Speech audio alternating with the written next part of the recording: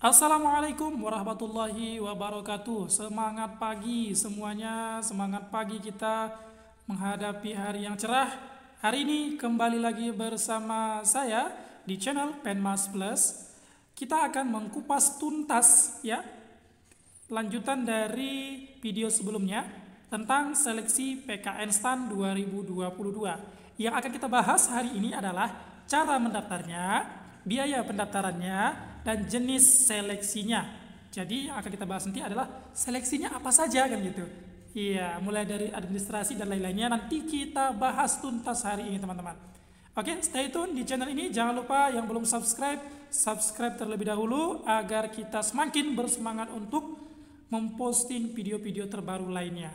Langsung saja tanpa basa-basi kita mulai. Oke, yang pertama kita bahas adalah tata cara pendaftarannya. Teman-teman, yang pertama itu adalah registrasi terlebih dahulu. Registrasi ini atau pendaftaran ini kita lakukan di website sscasnbkn.go.id. Sebagai informasi teman-teman, bagi teman-teman yang mau mendaftar selain STAN, misalnya IPDN, STIS, kemudian STMKG dan lain-lainnya, semuanya diawali dari website ini teman-teman. Ya, sscasnbkn.go.id. Kemudian tahapannya masuk kita yang A ya teman-teman. Yang A ini pertama kita memilih menu Dikdin. Ya, nanti ada beberapa menu di situ. Salah satunya adalah menu Dikdin. Ini untuk pendaftaran sekolah kedinasan. Kemudian mendaftarkan diri dengan menggunakan nomor induk. Ya, NIK nomor induk teman-teman ya. Di KTP itu ada tuh NIK nomor induk kependudukan, atau di KK juga ada teman-teman. Ya. Kemudian harus memasukkan nomor kakaknya. Mohon maaf nih bagi teman-teman yang keluarganya belum ada kakak atau teman-teman yang belum ada kakaknya, maka usahakan terlebih dahulu sebelum seleksi teman-teman sudah mengurusnya ke Dinas Pencatatan Sipil Kabupaten atau Kota teman-teman sekalian, ya.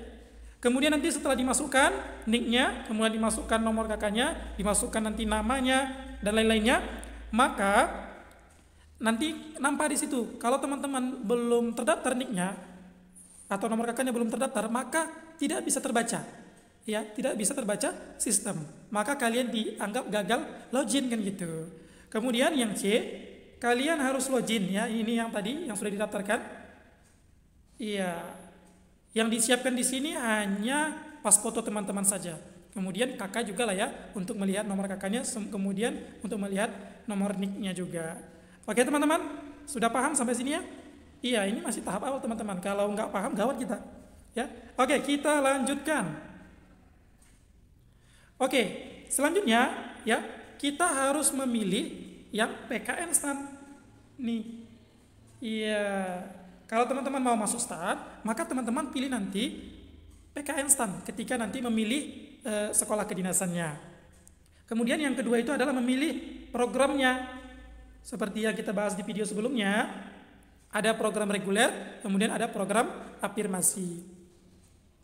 Kemudian teman-teman harus melengkapi biodata. Ini biodata standar ya untuk pelajar, seperti di mana sekolahnya, kemudian nama sekolahnya, itu standar saja. Kemudian harus ada nomor UTBK. Ini banyak nih pertanyaan ya, banyak nih pertanyaan tentang UTBK ini teman-teman. Ya, banyak pertanyaan tentang UTBK ini yang menjadi hampir kebingungan semua pendaftar PKN STAN. Kenapa? Dia pertanyaan seperti ini teman-teman. Saya kan belum ujian UTBK tuh, kan gitu. Jadi bagaimana mereka bisa melihat nilainya? Oke teman-teman jangan khawatir, jawabannya seperti ini. Nomor UTBK harus tercantum di ketika melengkapi biodata tersebut. Dari nilai UTBK nanti, disitulah tahu pihak STAN tahu nilai UTBK kalian nanti berapa, kan gitu. Dan pengumuman seleksi administrasi itu setelah pengumuman UTBK SBMPTN teman-teman. Jadi jangan khawatir. Bagi yang belum ujian pun, belum ujian UTBK, tetap bisa mendaftar ya. Jangan gara-gara belum ujian UTBK, teman-teman nggak jadi mendaftar kan gitu.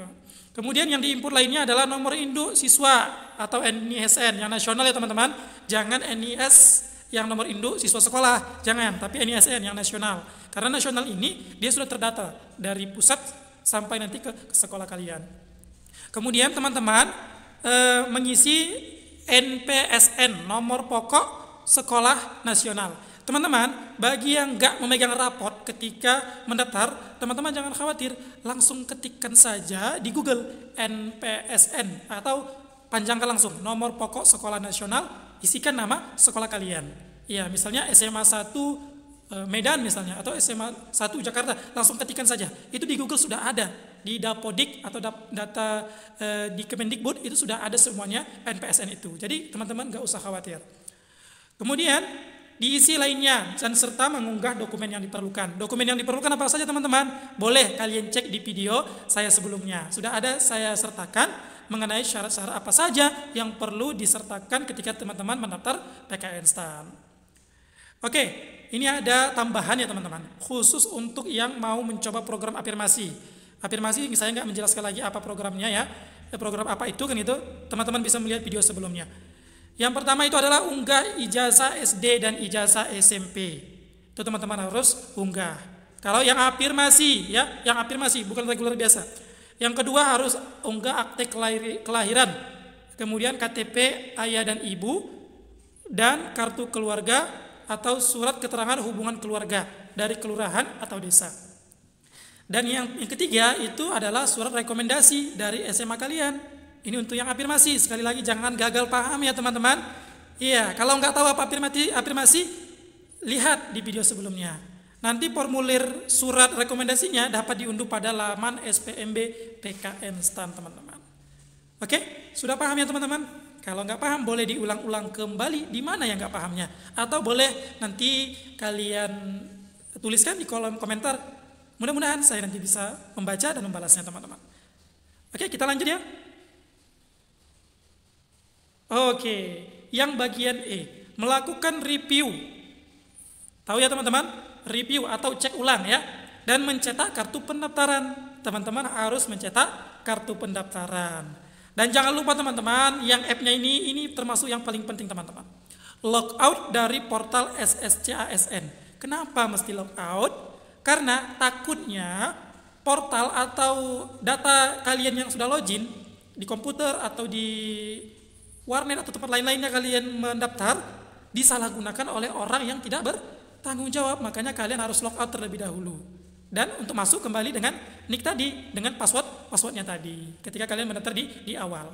Kemudian ya melanjutkan nih ke portal SPMB PKN STAN teman-teman.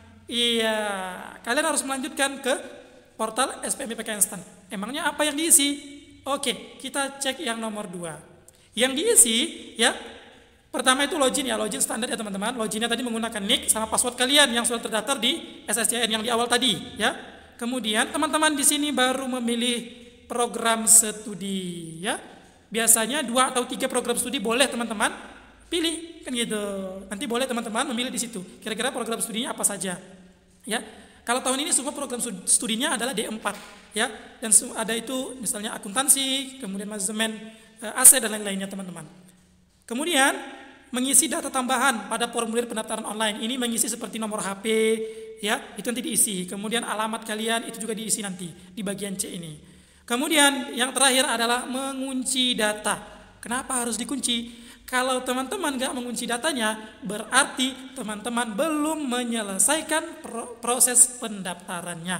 Makanya kalau teman-teman sudah yakin dengan isiannya semuanya, barulah kunci datanya. Dan jangan lupa sebelum akhir pendaftaran teman-teman sudah mengunci datanya. Oke teman-teman? Oke, sudah paham ya? Kita lanjut. Oke, ini yang paling krusial nih. Paling apa dibilang ya? Paling apa kira-kira ya? Sinonim dari krusial. Oke, paling yang sering ditanya lah. Paling pengaruhnya besar kan gitu.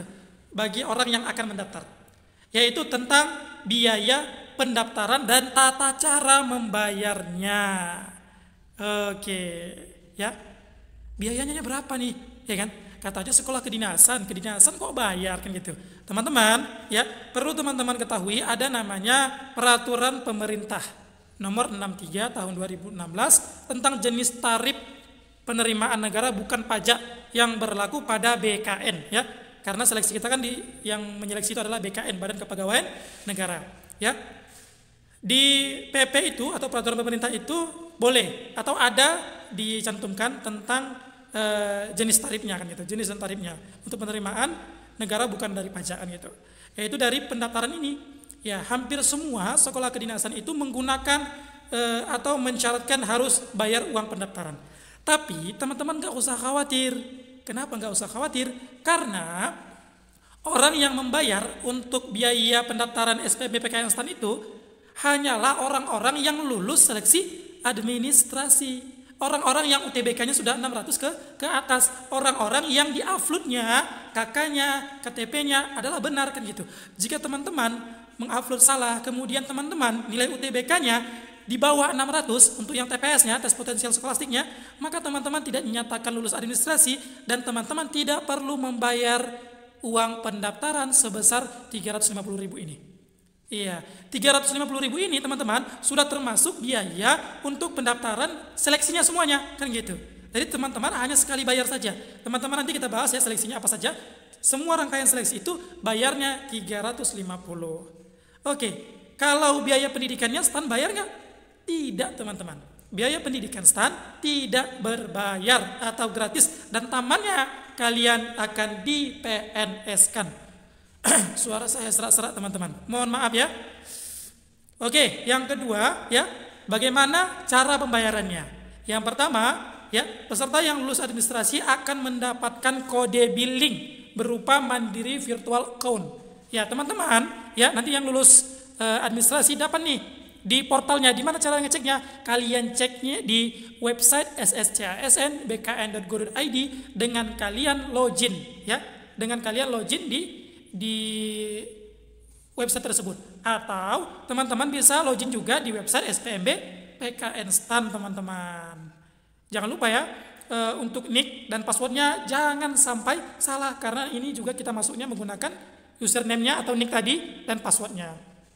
Oke, yang C, pembayarannya boleh melalui Bank Mandiri dengan setoran tunai, ATM banking atau internet banking dengan menggunakan Mandiri Virtual Account. Ya, tata cara selengkapnya boleh teman-teman lihat nanti di website spmbpknstan.ac.id teman-teman. Oke, sudah paham ya? Iya, kalau belum paham dipaham-pahamkan saja teman-teman. Kita lanjut. Oke, ini nih. Di sini nanti mohon maaf saya akan agak lama ya menjelaskannya karena ini sangat penting teman-teman. Oke, tahapan seleksinya ya. Tahapan seleksi ini ada beberapa teman-teman. Seleksi administrasi ya. Kalau teman-teman sudah melengkapi syarat-syaratnya seperti yang ada saya sharekan di video sebelumnya, maka teman-teman dipastikan sudah lolos seleksi administrasi. Ya. Tinggal teman-teman berjuang di seleksi kompetensi dasar atau SKD. Dengan syarat ya, teman-teman sudah lulus seleksi administrasi. SKD ini ya dilaksanakan yang pertama ya harus sudah membayar ya, sudah melakukan pembayaran tadi, kemudian sudah lulus seleksi administrasi. Baru yang kedua, SKD itu dilaksanakan dengan sistem computer assisted test ya atau CAT. Dari siapa? Dari Badan Kepegawaian Negara atau BKN. Biasanya ujiannya itu di BKN provinsi kalian setempat ya. Misalnya kalau di Medan itu BKN kantor regional 4 atau 6 ya kalau nggak salah. 4 kalau nggak salah. Iya, yang ada di Jalan Sunggal, yang ada di Sunggal Jalan TB Simatupang, ya. Kemudian yang diujikan apa saja? Iya, yang diujikan yang pertama, ya. Yang pertama itu adalah tes karakteristik pribadi. Tahun ini teman-teman, soalnya ada 45, ya. Tes karakteristik pribadi atau yang namanya TKP, ya. Ini nanti ada nilainya 1 sampai 5 ada nilainya. Setiap option itu ada nilainya. Misalnya A nilainya 1, B nilainya 2. Jadi semuanya ada nilainya. Nilai maksimal itu optionnya adalah 5, nilai 5. Jadi teman-teman kalau menjawab ini usahakan nilainya 5. Mengapa? Ya, mengapa harus 5? Karena teman-teman untuk passing grade ya, passing grade itu TKP dia harus 156 untuk yang TKP teman-teman. 156 teman-teman. Jadi itu bukan yang mudah ya teman-teman, tapi juga bukan yang sulit bagi yang mau belajar. 156 ini dari 45 soal.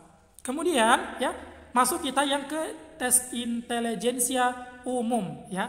Tes intelijensia umum ini yang atau sering disebut TIU. Ya. Soalnya ada berapa, Kak? Soalnya ada 35 soal. Tahun ini passing grade-nya ya, passing grade-nya itu 85 teman-teman. 85, maka teman-teman bisa lulus ya. 85 ini nilai lebih setengah lah teman-teman jawab ya. Lebih setengah teman-teman jawab. Kalau nggak lebih setengah maka teman-teman dinyatakan tidak lulus ya. Kemudian ya, tes wawasan kebangsaan atau yang namanya TWK. Ya, sudah ada saya posting video-video tentang soal-soal TWK ya. Boleh teman-teman cek di YouTube saya atau di YouTube Penmas Plus ini. TWK ini lebih sedikit soalnya teman-teman. Ada 30 soal. Yang diujikan itu materinya, ya mohon maaf nih, saya ulangi sedikit. Materi tes wawasan kebangsaan itu yang diujikan adalah nanti PPKN, kemudian sejarah dan bahasa Indonesia. Sedangkan TIU itu hampir semuanya adalah soal gambar ya, kemudian soal matematika dasar kan gitu. Kalau yang integral, diferensial, trigonometri itu tidak ada teman-teman di TIU, tes intelijensia umum. Kemudian di TKP, tes karakteristik pribadi, itu teman-teman yang diujikan adalah nilai-nilai budi pekerti, nilai-nilai keluhuran, kemudian nilai-nilai kebaikan seperti itu. Termasuk juga nanti nilai-nilai anti radikalisme di TKP ini. Nanti kapan-kapan saya akan post ya mengenai soal-soal dari yang ketiga ini teman-teman. TKP, TIU, dan TWK.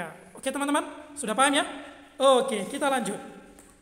Peserta yang dinyatakan lulus SKD apabila ya, 1. Memenuhi nilai ambang batas. Ya, seperti yang saya katakan tadi ini ya teman-teman. Iya, ini nilai ambang batasnya. Untuk yang TWK itu ambang batasnya 65 ya, dari 30 soal atau 60 dari 30 soal. Kalau nggak salah saya 65 teman-teman. Ya, kalau teman-teman di bawah itu maka tidak bisa kan gitu. Kemudian yang kedua, ya, peserta berada di peringkat sesuai dengan jumlah kebutuhan untuk seleksi. Jadi teman-teman setelah lulus passing grade ya, tapi kalau teman-teman kalah di ranking, maka teman-teman tidak bisa melanjutkan ke seleksi selanjutnya atau seleksi lanjutan ke 1.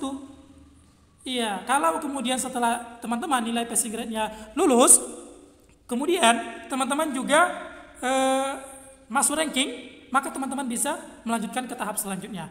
Yang banyak gugur nanti itu adalah di tahap ini teman-teman, di tahap SKD. Tahun ini teman-teman, tahun 2021, nilai SKD yang paling rendah itu untuk STAN nilainya 430-an teman-teman. Jadi teman-teman, mulai dari sekarang tryout sering, kemudian belajar sering, dan usahakan nilainya ini kalau bisa 430 ke atas teman-teman, agar teman-teman bisa lulus peringkatan atau rankingnya. Ya, oke teman-teman, sudah paham ya sampai sini? Oke, kalau belum paham nanti kita bahas di pemahaman-pemahaman selanjutnya atau tanyakan saja di kolom komentar teman-teman. Oke, kita lanjutkan ke tahap seleksi lanjutan tahap 1 ya teman-teman. Oke, untuk seleksi lanjutan tahap 1 ya, teman-teman yang bisa lulus ke seleksi ini seperti yang kita katakan tadi, hanya yang dinyatakan lulus SKD dan lulus rankingan ya.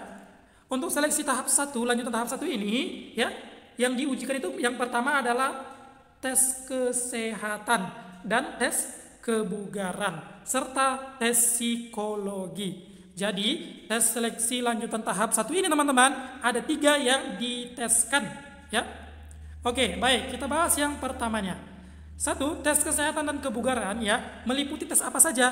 Tes kesehatan ya meliputi pemeriksaan yang mencakup pemeriksaan tinggi dan berat badan.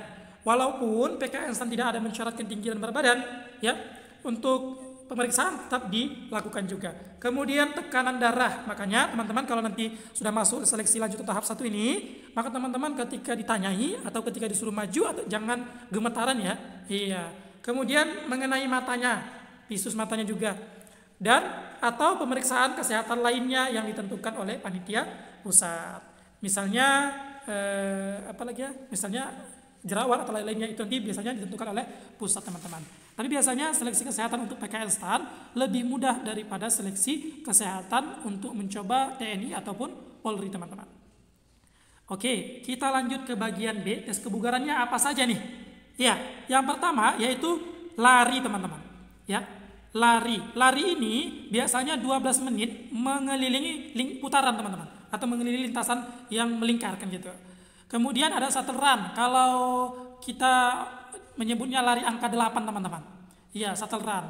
Kemudian ada yang namanya pull up. Pull up ini untuk yang laki-laki, yang ke atas itu yang menggantung-gantung ke atas, ya. Kemudian untuk yang perempuan itu chinning up, iya, atau chinning ya, chinning. Maka teman-teman juga harus bisa, ya. Terutama yang laki-laki, mohon maaf nih bagi badannya yang agak melar, kalau bisa usahakanlah dari sekarang latihan-latihan kian ya teman-teman. Kemudian ya kita masuk ke push up, ya harus bisa push up. Kemudian sit up dan atau lain-lainnya yang ditentukan oleh panitia pusat. Biasanya ini saja teman-teman, nggak pala banyak-banyak untuk tes kebugarannya. Jadi teman-teman dari sekarang selain teman-teman mempersiapkan akademik yang SKD-nya tadi, maka teman-teman usahakan juga harus sehat dan bugar dari sisi jasmaninya. Agar apa? Agar nanti tidak terkejut ketika seleksi lanjutan tahap 1 ini teman-teman. Baru yang selanjutnya itu tes psikologi.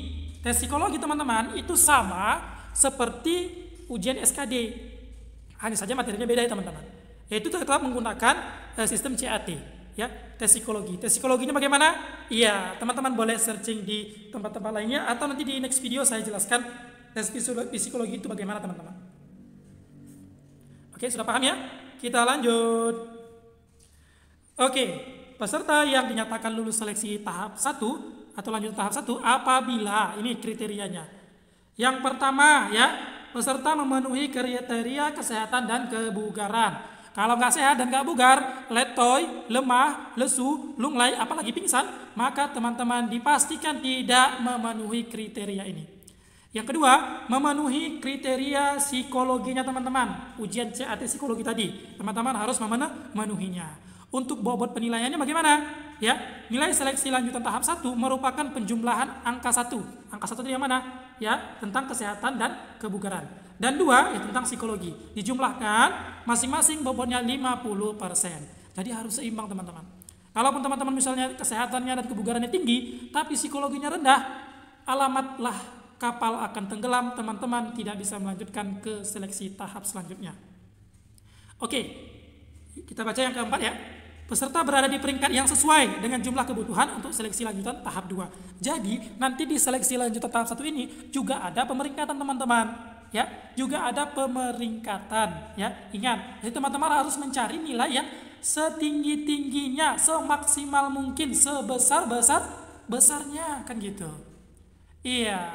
Kemudian jumlah yang bisa mengikuti seleksi tahap 2 atau lanjutan tahap 2 itu ditentukan oleh panitia pusat teman-teman. Oke, kita lanjut ya teman-teman. Mudah-mudahan bisa paham ya. Oke, untuk seleksi lanjutan tahap 2, apa saja yang diseleksi? Oke, yang diseleksi yaitu adalah tes wawancara. Oke teman-teman? Ya, tes wawancara ini dilakukan semi online ya. Peserta mengikuti wawancara di tempat yang telah ditentukan dan pewawancara melakukan wawancara secara online dengan media video conference atau misalnya dari Zoom atau Google Meet atau aplikasi sejenisnya kan gitu teman-teman. Jadi misalnya teman-teman dipanggil nih ke BKD atau BKN misalnya, maka teman-teman harus melaksanakan wawancara di sana dengan catatan yang mewawancarai itu dari panitia pusat teman-teman. Iya. Kemudian yang C, peserta dinyatakan lulus seleksi lanjutan tahap 2 apabila ini kriteria yang lulus seleksi tahap 2.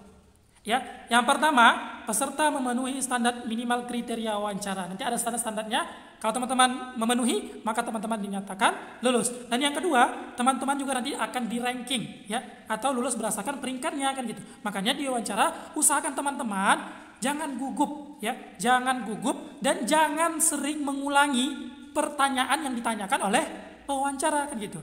Kemudian tips dan trik lainnya boleh teman-teman lihat di channel YouTube lainnya atau nanti saya akan membuat bagaimana wawancara yang benar itu teman-teman. Oke? Kemudian jumlah yang diterima itu tergantung pihak SPMB atau tergantung pihak panitia pusat teman-teman. Jadi di daerah nggak tahu-tahuan ya. Yang penting itu semua pusat yang menseleksinya. Oke teman-teman, itu saja yang dapat saya sampaikan teman-teman ya.